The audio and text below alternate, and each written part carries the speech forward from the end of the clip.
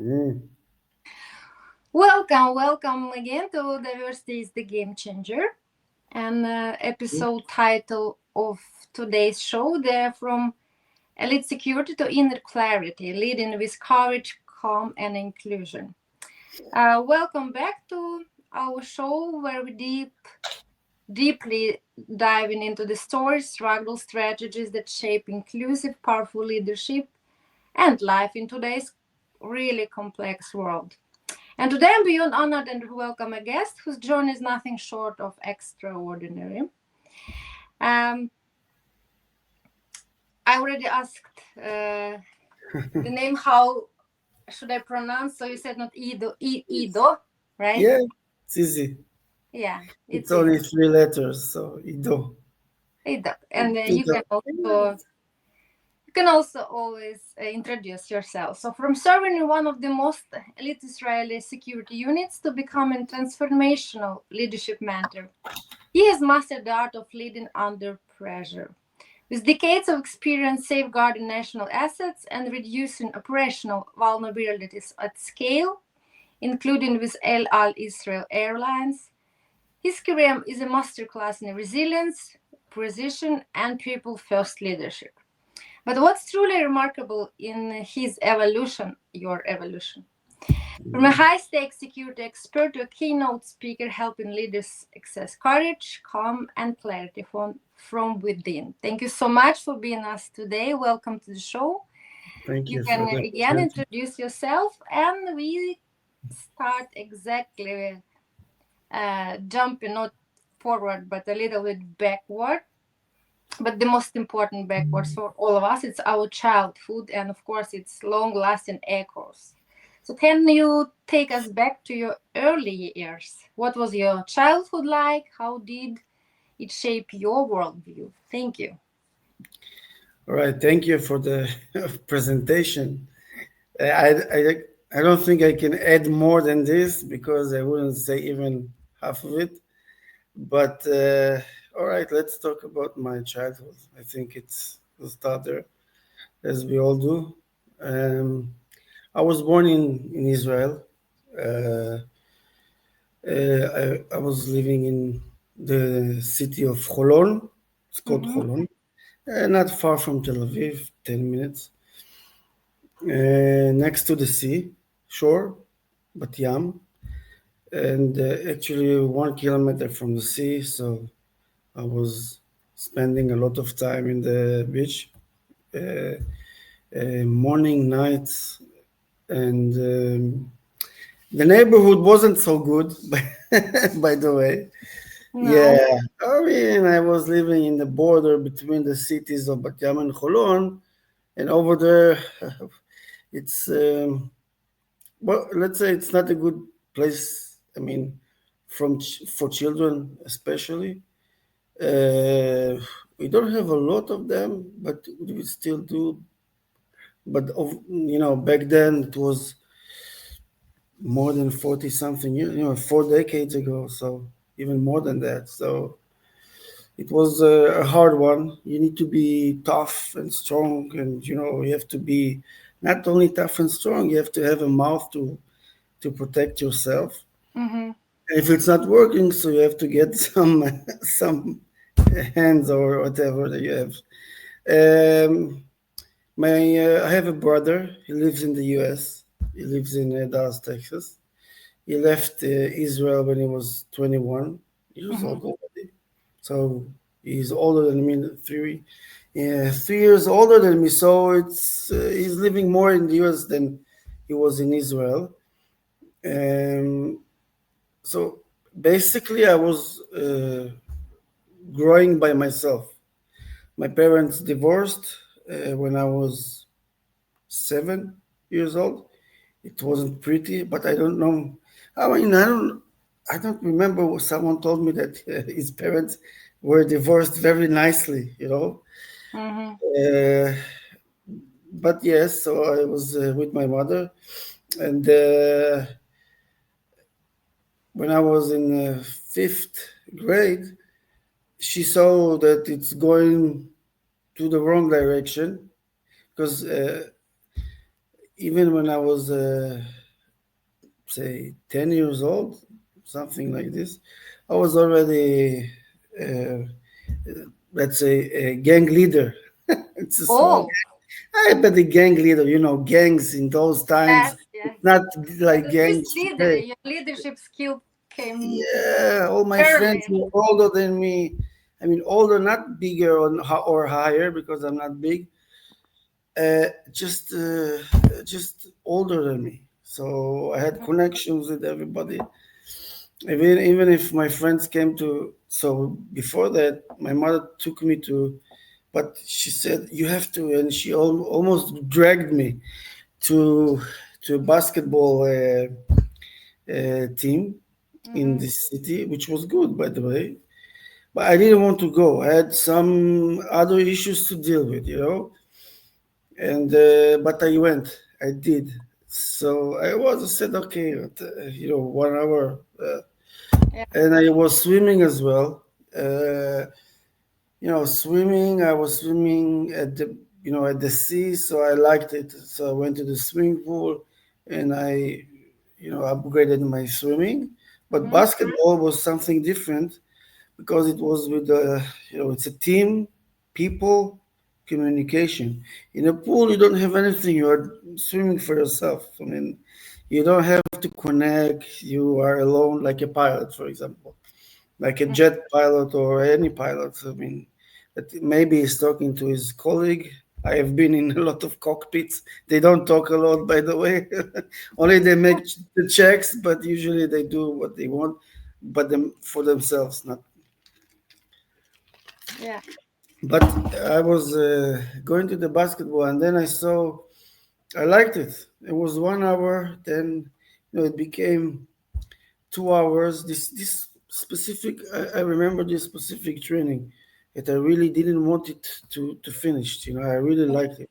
Yeah, the running, the pressure of the who's coming first from the run. Was this? I was competitive, so I did it. I liked it. I didn't want to go. And home, I mean, not to go. Mm-hmm. I didn't Mm-hmm. want to go over there, but I didn't want to go back home. Perfect. Mm-hmm. So it started with the sport. And actually, we didn't have, we finished the eighth grade, which is when you are almost 13. Yeah, 13 years old. And then you go to the high school. So this is the moment actually that not only playing basketball, I was also changing the school to a different part of the city, and it completely uh, just cut me off from all the friends that I had, all of them, all of them. I didn't have connection with anyone. Mm-hmm. Till today, by the way, since then, uh, I'll tell you just a small one. I was in the Netherlands for 3 years working, I mean, for the government, and I opened the news one morning, and I saw the first, when you open the, news, like the first page of the website was a guy was the name was familiar for me. Mm-hmm. So I was curious. I was looking and see that this is the best friend that I had when I was in fourth grade, fifth grade. He was like a brother, and then Mm-hmm. he was over there for killing someone. He was, it was in the first page, which is because he was manipulating someone, stole money, buried the person. So I was, what Oh the my God. hell? Oh my God, where the hell am I? I was supposed to be there, Where am I in the Netherlands? I see trees now, but it's also not again what I did. But yeah, so this is the neighborhood, and I didn't have a father figure. So, Mm-hmm. and a brother, I told you, he was by himself, and so it made me be alone as well. Mm-hmm. Or the friends that I had, they were all from high school. It was the same. Actually, it was why I went to the high school over there, because they had a sport unit over there. The Mm-hmm. first school in Israel that had only sport. Usually people learns biology, right? I Mm-hmm. went to sport. I had biology, but only the 2 points that I had to finish in this degree, but that's it. Uh, so I had no time. I was training the whole day. I mean, I woke up at 5:30. I came home at 5:30. So, and I was running back. It's like 6, 7 kilometers from my house. Mm-hmm. So I didn't have it was far. So I was running. But it wasn't running like suffering. It was for fun for me because I was in a good shape. I was Mm-hmm. running, just running in the morning, running in the afternoon. Over there, we had we could get a shower. Anyway, I went to training, so it doesn't matter. We just continued training. That's it. And no father figure. I got the mother was my mom tried to fight. She was working the whole day trying to really she's trying to manage manage life actually. And I saw it, so I didn't ask for money. I worked, of course. So I were just running from training to working, and Mm-hmm. also studying. But studying wasn't the main idea for me. I mean, Mm-hmm. I did everything, but I didn't have time to invest. So I finished all the tests to the diploma of the high school and I did it, but didn't have much time to invest in things that most likely maybe could change my life even. But I'm not sorry about this, by the way. I'm okay. I mean, it's supposed to be some things, they are written. Uh, so no father figure. You get at 16 years old, you are served, but to the army. Mm-hmm. Everybody is supposed to do the military over here. Not all of them are doing, but most of the people. I mean, they have to. This is a law. I said, fine. I didn't know anything about units or actually, my brother was in the military police. Mm-hmm. I just heard that people were laughing about the military police in Israel. I mean, in other places, I see respect for military police. Here in Israel, we don't. It's a bit different mentalities. The mentality is different. We just uh, we have good things, bad things, like Like everybody. every Mm-hmm. other, yeah, like every other society. So I uh, got a letter to be in a place like this, and I went. I did once. It was the second time. First time you come, you make some tests. Someone is talking to you like we're talking now, and you give answers. And I got a letter to come to. By the way, she asked me, "What do you do?" I told her I'm going to the sea. Having fun. And once I also found my teacher. I was running in the beach.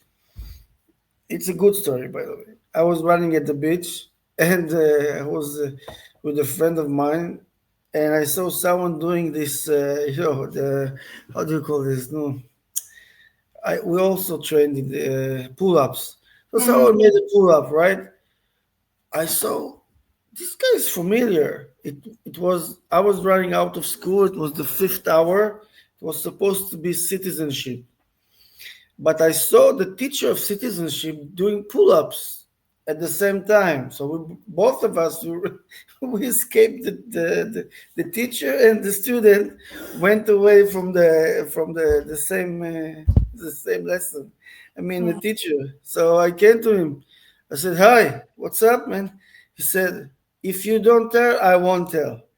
I said, if you will give me good grade, I won't tell. So, Mhm. whatever you choose, because I don't mind. I mean, they know that I'm skipping school. You? I don't think so. He was laughing. No, I was a good. I never would tell anyone about him, but we were laughing. But that's the story that I didn't tell it to the girl, but in the army, but the idea was that I was always there. So Mm. I got the letter and I saw 20 people in the classroom in waiting, and for what? Then someone came with the uniform, and from here we start the army actually. Mm. Thank you so much. It was a very interesting story, and I, of course, do immensely appreciate that you have shared so openly and honestly, especially about not that easy childhood. I can relate very easily to that because my parents got divorced when I was 7. As well, I didn't have my father close to me. It was nothing engagement from his side to support me or my mom. That's why my mom, she had to work also very hardly to provide the family. And I totally know how important for a kid, and particularly probably for a boy, to have a Yeah, role model. And as you are reflecting about also your brother, he was not made it, not quite close, but also distant. So all that all that is telling me now actually that you have, from your childhood, you had to become very independent, resilient, strong, and responsible kid, and then teenager, and then young gentleman. So how do you think that all these years yeah, uh, raising under these circumstances, um, what influence they did on you? But can you also then tell us more about your further career and choices, and whether these choices, they are connected with that special childhood you have been experienced? Thank you. yeah.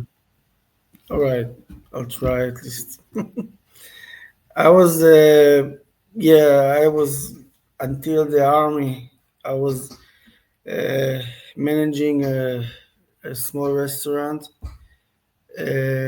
managing completely from the issue of responsible of the people working in the shift, also the money, accounting, all those, and training. I wasn't tired almost at all, and almost didn't sleep. I was like tack tack tack like a machine. But from this, I think I'm sure that these are things that are not good in general. But when you see yourself in a certain position, when I will tell you in a minute, you understand that it might be good. It might be good for you. I mean, it depends where you are, right? I mean, but it might be good because when I came to this class of people that are joining the army, I was very, not only from physical shape, I was also strong mentally. Mm, mm, And I didn't care about the unit. I didn't care. People knew about this unit more than I, for sure.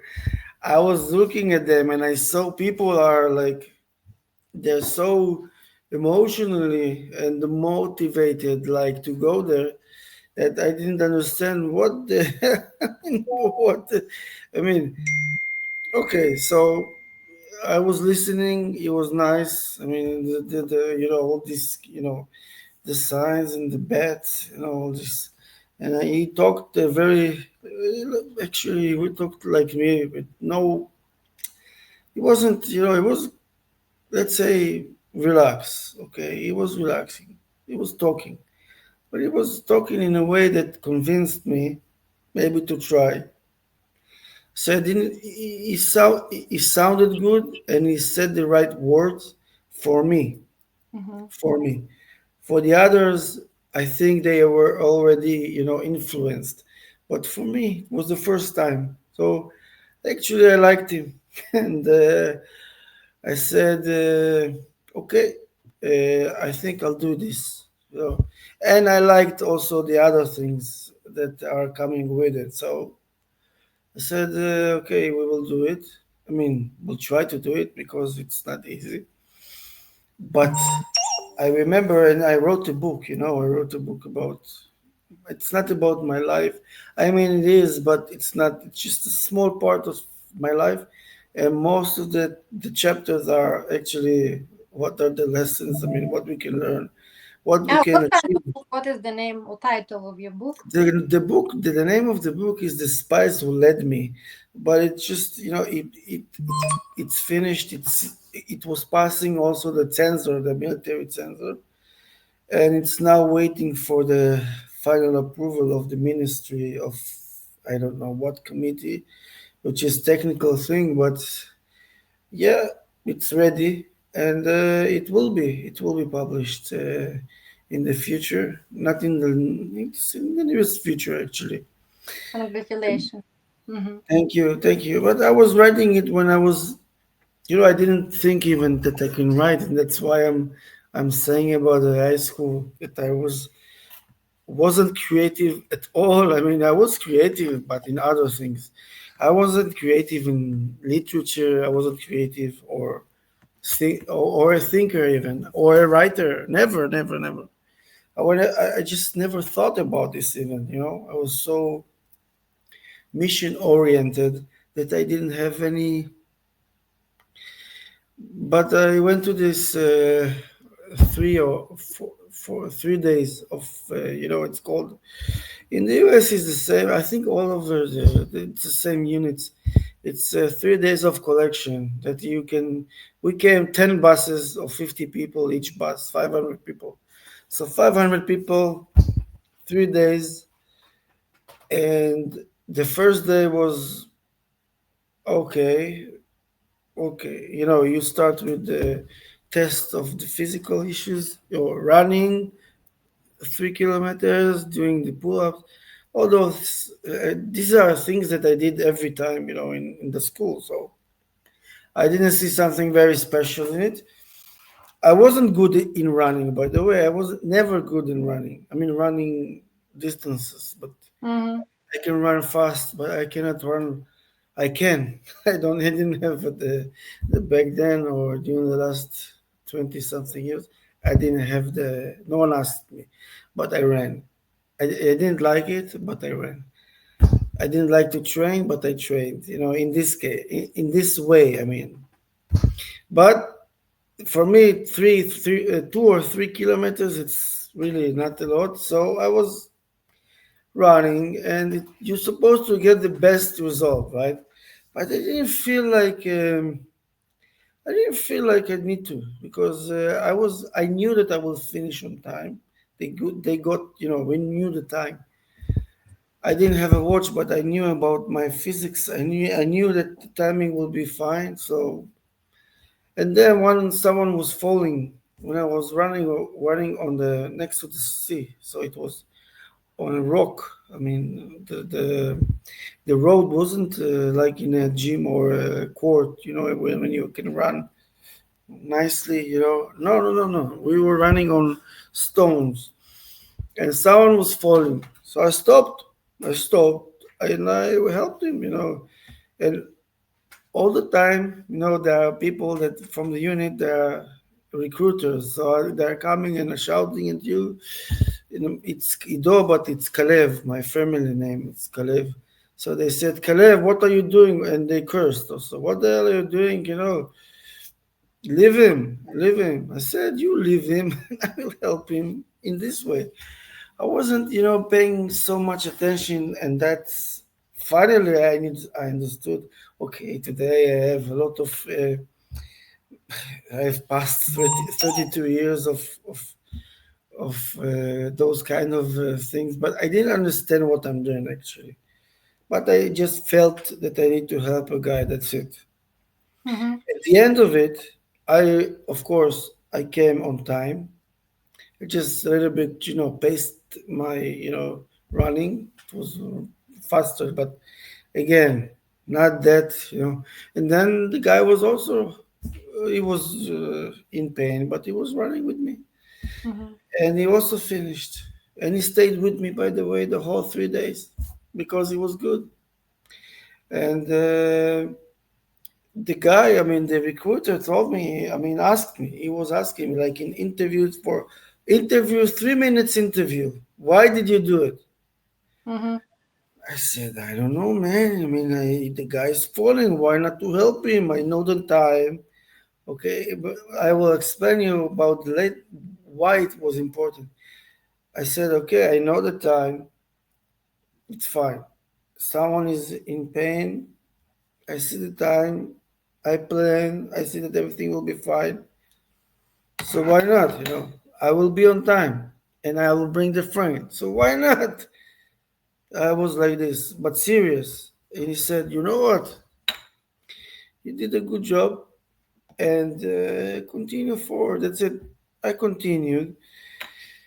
And, a lot of stories, 3 days with many stories. But the idea was that I stayed. And we stayed 25 people out of 500. And the people that I saw in this class, they were not there. Only one. Not the guy that I was helping to, different one. But there were only one of them there with me. That's Mm-hmm. it. It doesn't mean that he continued, by the way, because you have 1 year and 8 months until you finish all the basic and specialized training. Until then, 2 years almost, you're nothing. I mean, you're only building yourself.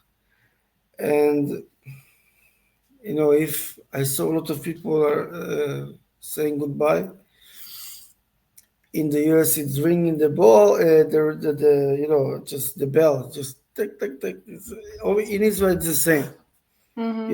Go drink some cocoa, have a nice bath, and go home and go to another place. You don't belong here. And they were convincing, by the way. People Mm-hmm. left. People left. I mean, I understand why. Yeah, today I wouldn't do it. I understand why. But I stayed, and that's the place that I actually served for 7 years. Okay. Only 1 year in between, I was in a different place. So a lot of stories. Yeah, let's go on.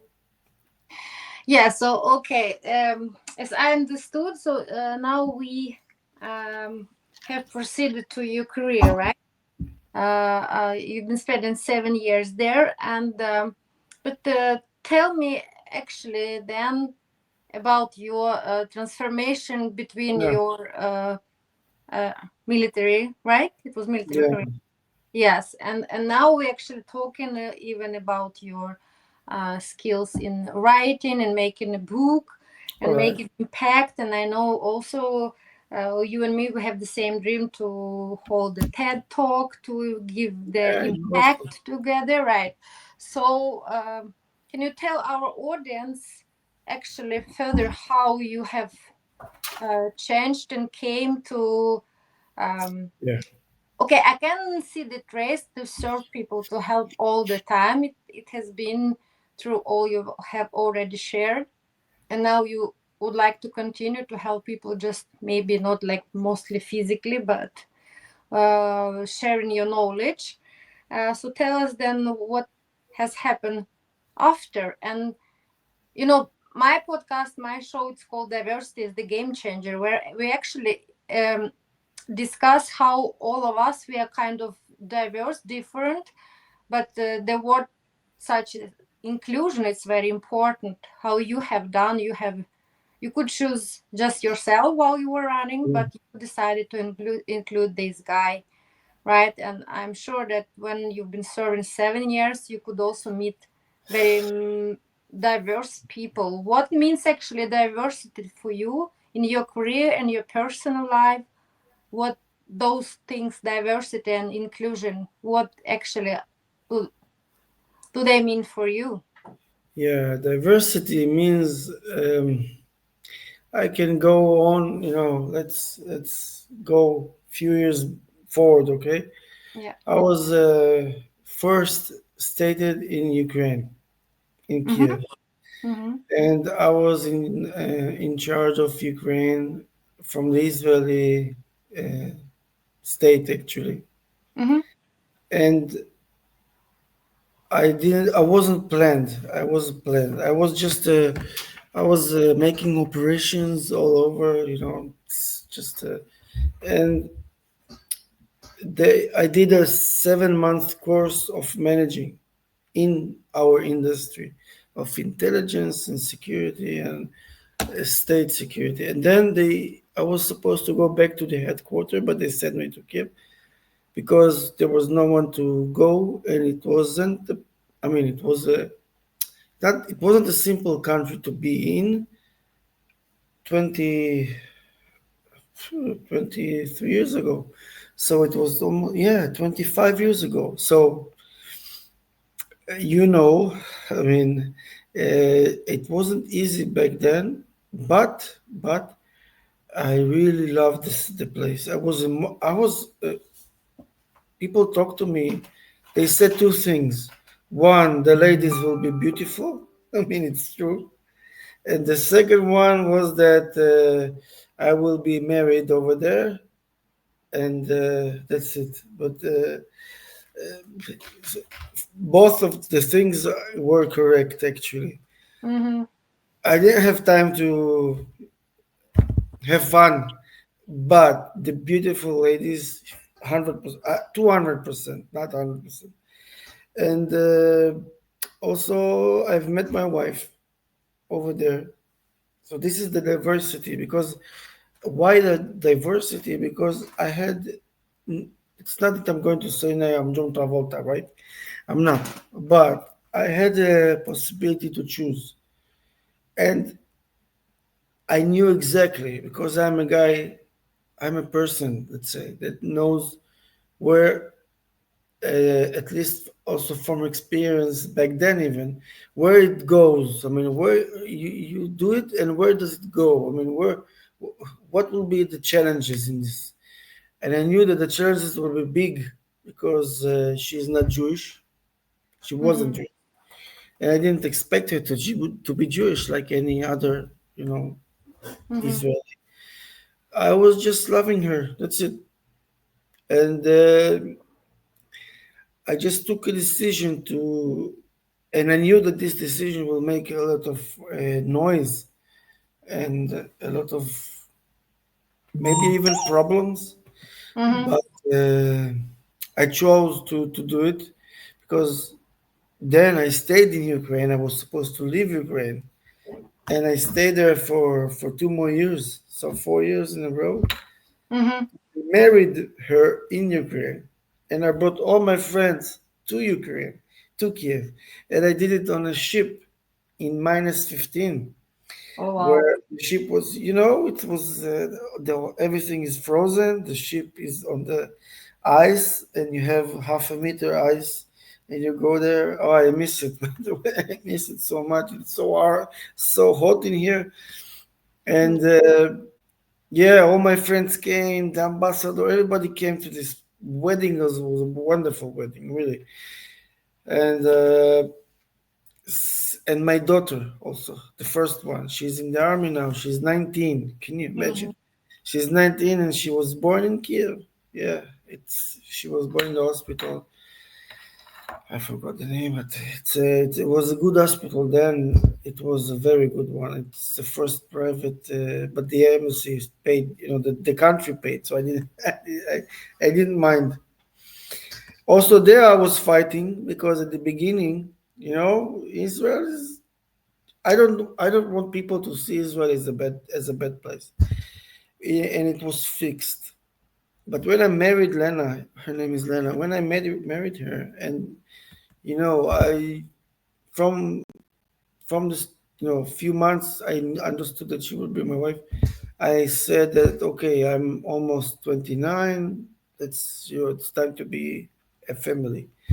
So when Yuval is the first name of my daughter, the first daughter. When she was, I mean, when she was pregnant, Lena, and everybody knew. So all those talks, and when she was going to deliver, and even before that, all those treatments and who it's gonna cost a lot of money. And in Israel, they do it for free, right? I mean, it's a free. But the doctors, who she will go there over there? These hospitals were not good. I mean, the public hospitals, they were not good. And I got a letter that I saw by accident in the area of encrypted letters that sending to the person. He was my friend, so I knew it anyway. But the guy that was arranging all the logistics in the embassy, which I did come over there once in a while, and he told me, listen, they don't want to pay for Lena. They say she's Ukrainian, she's local. Go to a local, do it locally. Why you need us, So I said, okay. I sent a letter back with my handwriting. I mean, I was writing it, and I wrote them. You know what? I don't care about Lena, which is not true, of course. I don't care about Lena, but the born child will be mine. And if something will happen to him, then I will sue you, and maybe I will fly to you also and burn your office. And they just immediately, 2 minutes after, they send a letter back that it's everything is fine. We will pay for all of it, all the treatment and the delivery. Everything will be paid in a private place. I said, okay, no problem. I was smiling, no problem. Everything is fine. And Yuval was born there. And it was a very good delivery, by the way. Very good doctors, very good treatment. And I really liked it. And in Israel, she wouldn't get anything like it, believe me. So I was happy about that. We stayed there in Ukraine for 7 months later, and then we came to Israel because they called me to work in our headquarters. So this is the Mhm. first diversity, which I changed also. Not only my life, I changed Lena's life. I mean, I changed Lena's life. To take her. I remember the last day. Very close family, and it's not like my family. I was a bit surprised about that because I didn't think it will be so devastating. Very Mhm. devastating for the family. Um, Crying, these emotions. I said, Lena, why? You will visit. It's not the end of the world. We can fly 3.5 hours. That's it. But it was a disaster. It was a disaster. I didn't think it would be like this. When we land in Israel, she didn't go out of bed, Lena. And Yuval she's a baby, so I had to take care of her as well. When she was a baby, Lena is in depression. 4 or 5 days, I don't know what to do because, you know, that's the first time I've met depression. Mhm. I said, "Holy, what? Everything I did wasn't good because wasn't enough because when you're in a depression, you have no desire for anything. I mean, Mhm. I understand this. It's a disease. I mean, people don't understand. People don't understand is that this is a disease. It's just like in any other disease, just you don't see it. You don't see it physically, Mhm. but it's very, very painful inside. So I understood. I didn't understand exactly, but I understood that she's in a bad way. I mean, Mhm. but she's very strong, so she went out of it, and we stayed in Israel, but only for less than 2 years, less than Mhm. 2 years. And then I asked. I mean, I was asked, and I asked at the same time actually to go abroad again. So I did it because Lena didn't have a citizenship yet. She Mhm. couldn't work. She couldn't. So I said, you know what? I will go abroad, and I knew that I'm going to take it as much as I can, as much as they can, because the government also have rules how long you can stay outside of Israel when you're serving Israel. I mean, Mhm. so we went 6 years in a row. We've been to three countries actually on those 6 years. Poland, uh, Russia. I was in Russia for 2 years. Let's pass. We can pass it. And then we went to Holland, the Netherlands, which was amazing. Mhm. I mean, when I landed to find a house in Holland, I was in shock that people said, "Hello, how are you? Mhm. My name is." I mean, simple things, but for me, after 2 years like this, I was like, wow, where the hell are we? It's so beautiful. I love it already.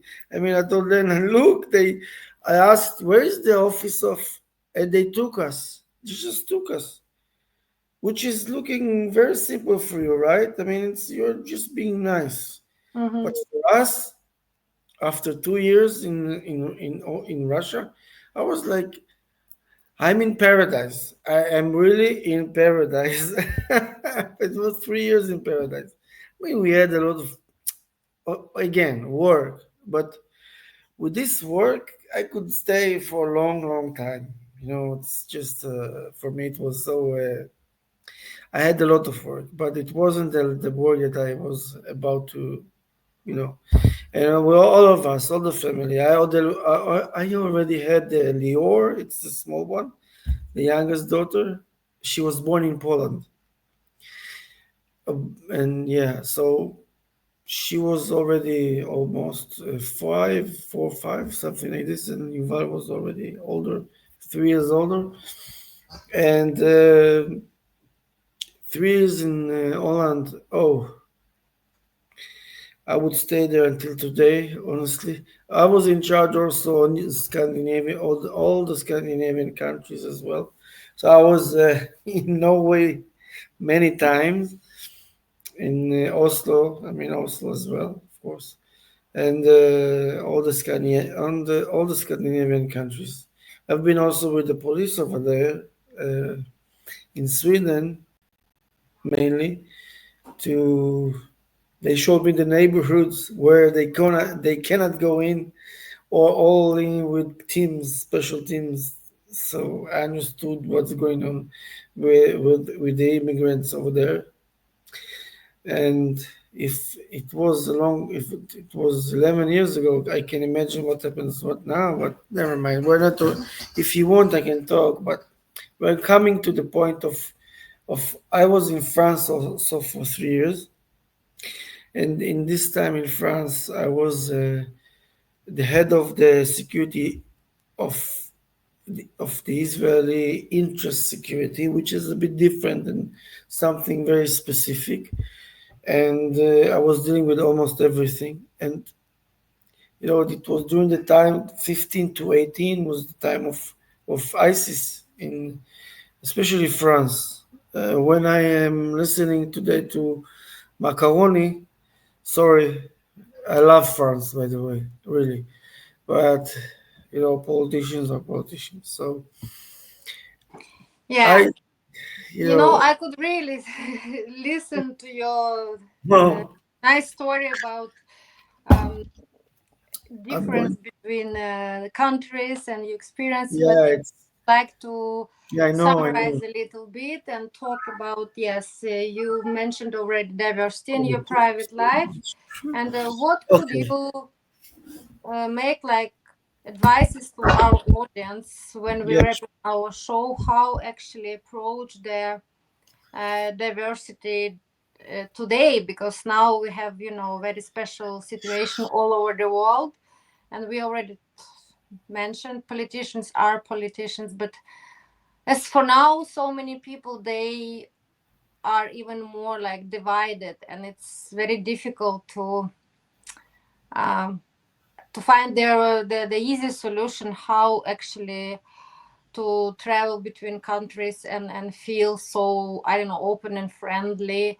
More and more people, like, uh, would like to actually be separated and close their borders. And Yeah, what about yeah. your recommendations to the young generation, maybe? Okay.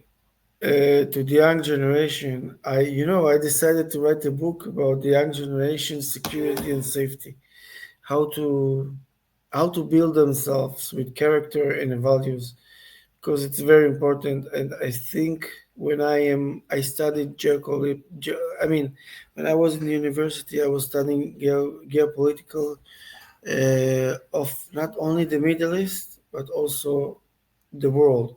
Mm-hmm. So, and I see the generation right now. I mean, it's a good generation. The children, I mean, the teenagers, a bit older than them, between the ages of 16 to 20, 22. This is it's usually 10 years, like a generation. It's 10 years more or less. They are very good. They're very smart, much smarter than we. And they are very sophisticated. Technology is very high. The one thing they are missing, it's the value of loyalty, the values of devoted to a cause or to a flag, which is a you need to know how to do it with them and know how to talk to them, because if you don't know, you lose them, because they have short amount of they have limits of patience to you. Mm-hmm. And if you don't, do it in a few sentences and say the right words, they will be gone. I've seen it in so many places with also, of course, with Israelis. Of course, they when I came to places of where I had the employees and I had to change, places, I just had to rebuild the place because I saw that there are no roots, no roots. It's all about me. Mm-hmm. It's all about what it will be good to me. I mean, I'm not serving anyone. I'm doing the things for me, for my trip to South America and to Asia, to Thailand, to Asia. I mean, these places, but never about the humanity or the country, which is this is the work. Can you imagine other places? I mean. So you need to know how to talk to them. You need to make them interesting, and they need to understand that you will do everything for them. If they will see. So it also your values, not only their values. You show them your values, and they understand that they have to. I mean, they have the dignity to do it. So when you give a good example, so they take the example and you can show them. And if you promise them something, you need to keep the promise. They need to see your effort. They need to see your effort running and working for them and talking for them. Also, sometimes I was shouting for them, even sometimes when they can hear me shouting, just to understand that I'm fighting for them like lion. Because after that, they were mine. They were mine completely. They followed me, until today. If even in LinkedIn, in this all the nets. I mean, I'm not into it, and I'm not in LinkedIn. I do it. I told you. I think I do it because I care about the country. I care about the global. I care about the world. I care about. I don't want fights. I don't want wars, and it's also because of what I did. I mean, I've been there. I saw it in my eyes. I saw a lot of death. I saw a lot of people dying for nothing, actually. When I thought about this later on, what would be the cause of it? Nothing, actually. So when I say it, I say that people have to be today, those people, this generation, this 10 years generation, supposed to be, and we can do it, by the way. It depends on us. I mean, we're talking, and I have surrounded by friends all over the world, from Australia to, of course, Ukraine. I have also friends I have friends in the US which were veterans. They are veterans. That they were some veterans, and we all talk about the young people, what we are going to do with them, because they are going to be the future. The future will look like this? No. If it will be worse, most probably. You can change it, 100% yes. But it only depends on us. On us. And we started doing it. So when I was, now I'm talking about me and what happened to me. I was I was thinking about this the whole last 10 years, let's say, the whole decade. But the real change came to me when I was in Switzerland, 2020. It's the second year of Corona, the COVID. I was, my older daughter, the oldest one, she didn't want to go. She was already 2 years. I was here, the manager of operation department or department of it doesn't matter, but the operation department, that's not the idea. The idea was that she didn't want to go. I went took her, and the small one, she didn't have a place in the older one in the American school. Mhm. So I had to find a school for her, which I found, but it was a small one, which had only one class to her age and 16 children. So she had to pick one. She picked one, but the one she picked looked nice. What happened? And I'm going to the end. First, the girlfriend, the friend that she had, she called her and said, "I'm going to commit a suicide. I'm going to kill myself." She was 11 years old. She was telling her that this and that she will leave her all those, heritage. She will leave her all the toys and all the things that because she's a good friend. So, My and my God. daughter Lior, she was calling the teacher, she was calling the mother, she was calling everybody. She knew that she's okay, but then she was, she was okay. What happened here? And she was slowly but surely she was going down, just going down. And I felt it during dinners when she when he, it was the time of the election 2020. Yeah, it was the time 2021, the time of the election in the US. It was Obama or Trump. And yeah, Obama or Trump or Hillary or Trump. And Obama, I think. Yeah, I think Hillary Clinton. That doesn't matter, but or Biden. It was the first one. So I was Trump. She was Democrat. I was Republican. Let's say okay, and I was fighting with her, just for fun to see that she was really into it. And slowly, but very fast after this incident, she was talking about psychology, and I saw the change immediately. I saw that from politics we went to psychology. And sometimes I even went to Google to find what is the definition of what she was talking about. And then she went to a deep depression, with deep one. We didn't know what to do. Mhm. Uh, we found, of course, psychologists, went to psychiatrists, but I can tell you that at the same year, which wasn't, I didn't have any employee, I didn't deploy anywhere. I just stayed. I didn't have nothing to do, Mhm. almost nothing to do. And then I got myself PTSD. Mhm. So the seizure of PTSD. So I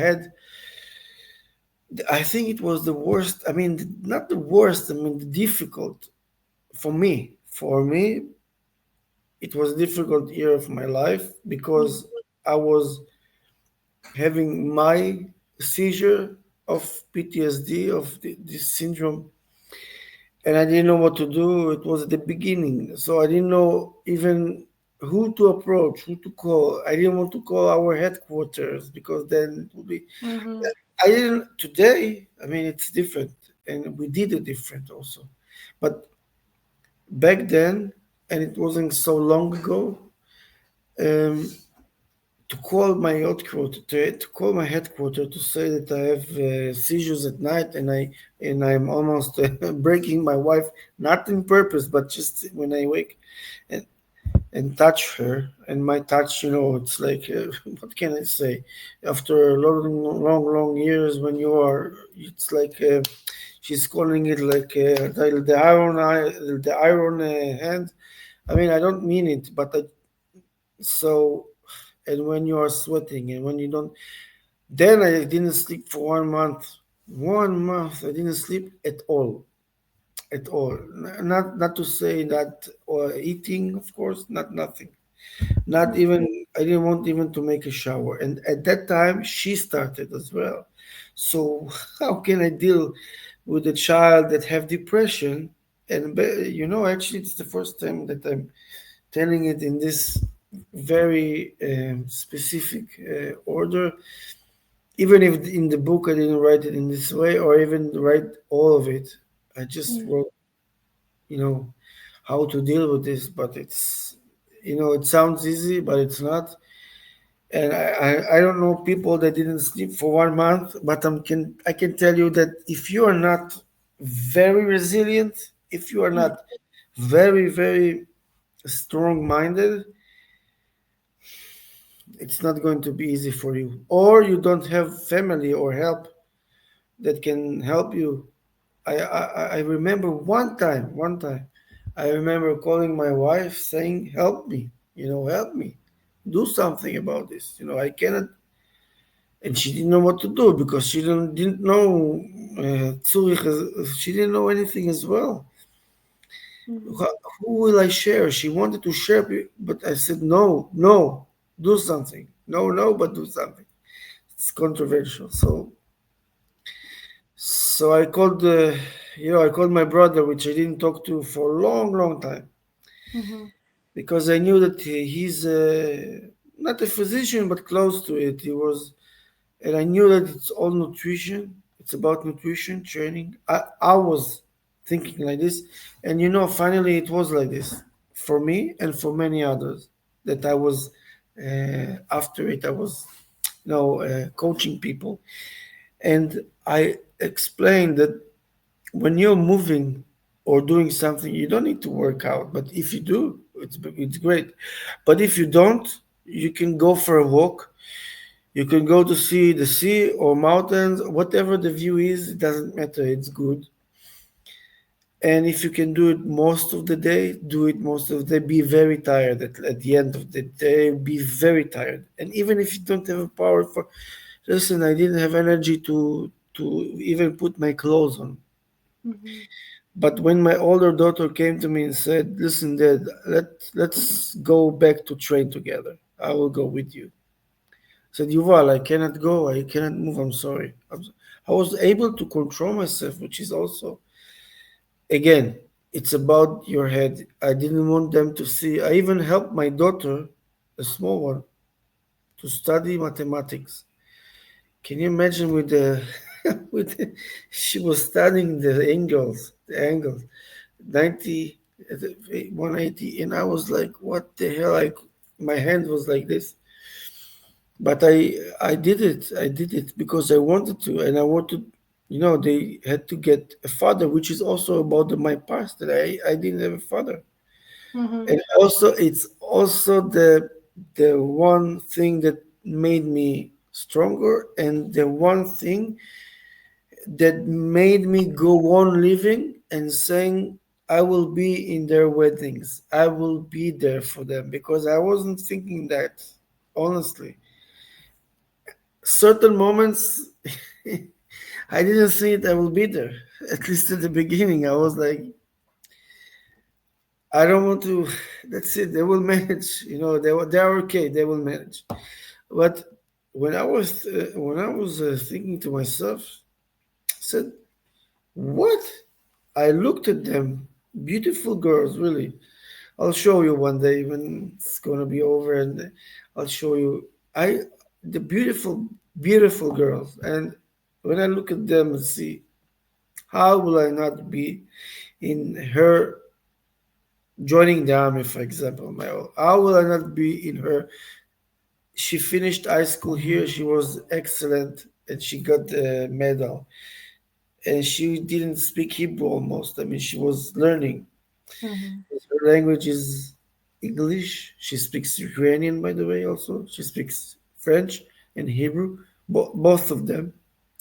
And I said, "How you will not be there? Weddings and stuff." So I went out. It was I remember it like this, like now. I was. It was cold. The store. The snow started already, and I remember the first time, second time I went out with my daughter and I started to train to run.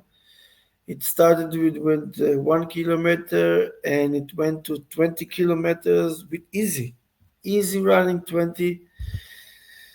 And she saved me actually. She saved me. I mean, she started to save me. Then later on, I just started by myself already to run the engine, right? And I was able to help my daughter as well because I couldn't help my daughter and that brought me to one. I will tell you because I can't help anyone if I'm not okay. If I'm not okay, if I'm not healthy mentally and physically, I will not be able to help anyone. So I helped my daughter later on, of course, and I did everything I could. And when we landed in Israel, it was sooner than I expected because my older one came to Israel half a year before she left. She left. She told me, "Dad, you told me that if I don't want to, I can go back to Israel." I said, "If I told you, so I will be with you. Go. I will support you." So she went half a year earlier to study, and I stayed with my wife and the daughter that she was in depression, but she went out of it. But she came back completely to it when we landed in Israel, and there was. Then I took 4 months vacation, and I knew that there is something bad, but I didn't know how bad. And when we took her to an Israeli psychiatrist, by the way, Ukrainian but Israeli, after 20 minutes, she was in. She knew already what I didn't know for, I don't know, a long time. But she did it in Israel. I mean, she tried to commit suicide 3 times. 3 times, not once, three. And we didn't see. I mean, and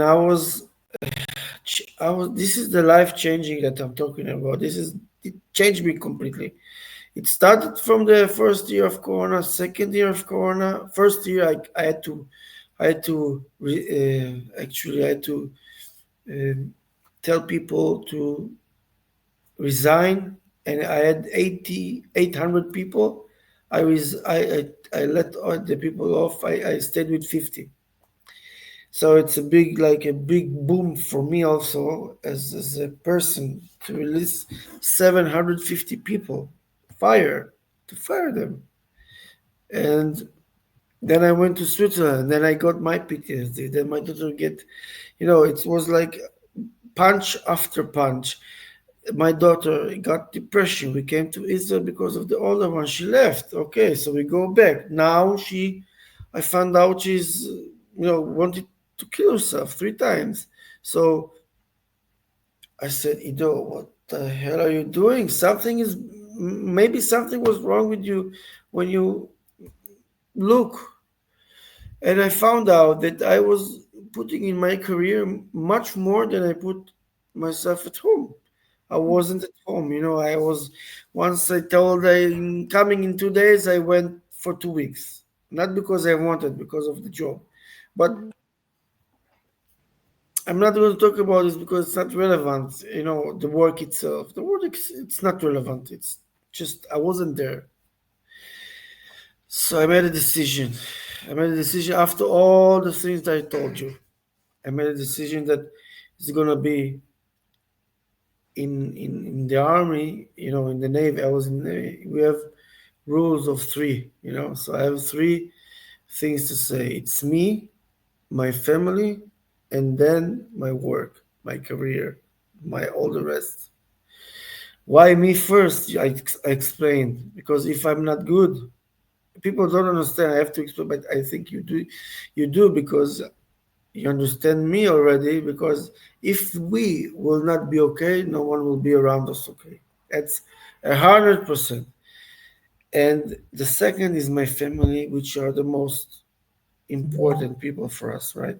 The third, it's the career, because we will always get, we will always find something to do, and that will be meaningful. Also, to choose something that you get up in the morning and smile, because you need to, because this is life, and to fulfill your life, to have it, to enjoy this, because we have only one time. Let's enjoy it, right? Let's enjoy the life. So when you take all those together, you I changed. I went to study, not geopolitical. I can do an article on geopolitical in 2 minutes. I can send it and that's it. But to write articles about character issues, how to lead, how to lead it, to have this society, to have this generation better. This is something that I went to learn. I study NLP. I did master. I did CBT.